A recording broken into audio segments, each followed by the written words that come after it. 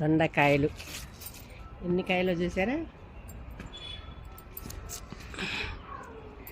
అన్నీ పండిపోయినాయి. అయ్యండి,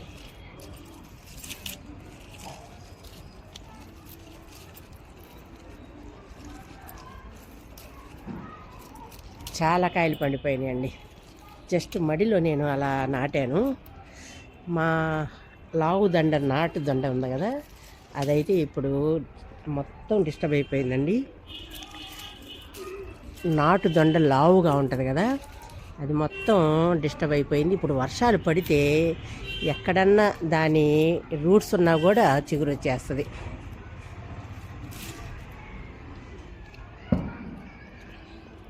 అటంతా ఉన్నాయి చూసారా, అవన్నీ కొయ్యాలి. ఇవ్వండి, ఇక్కడ సొర ఎండిపోయింది.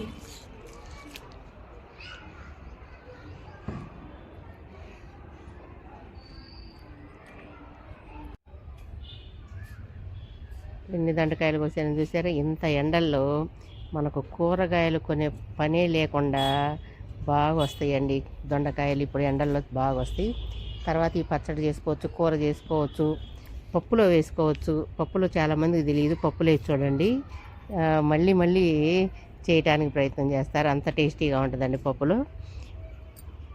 తర్వాత 3 years మనం కంటిన్యూగా 3 years ఉంచేసుకోవచ్చు ఈ చెట్టుని. ఇది కూడా చాలామందికి తెలియదు, మళ్ళీ పెడుతూ ఉంటారనమాట. ఈ 3 years ఈ మొక్కను ఉంచుకోవచ్చు అండి. చలికాలంలో మనం ఆకంతా తీసేసేయాలి. ఆకంతా తీసేసి ఏమైనా కొమ్మలు ఉంటే కట్ చేసేస్తే మళ్ళీ కొత్త చిగుర్లు వచ్చి మళ్ళీ సమ్మర్లో బ్రహ్మాండంగా కాపు కాస్తుంది అనమాట. అట్లా ప్లాన్ చేసుకుంటూ 3 years 4 years కూడా మొక్క ఉంచుకోవచ్చు. ఓకేనా? Thank you.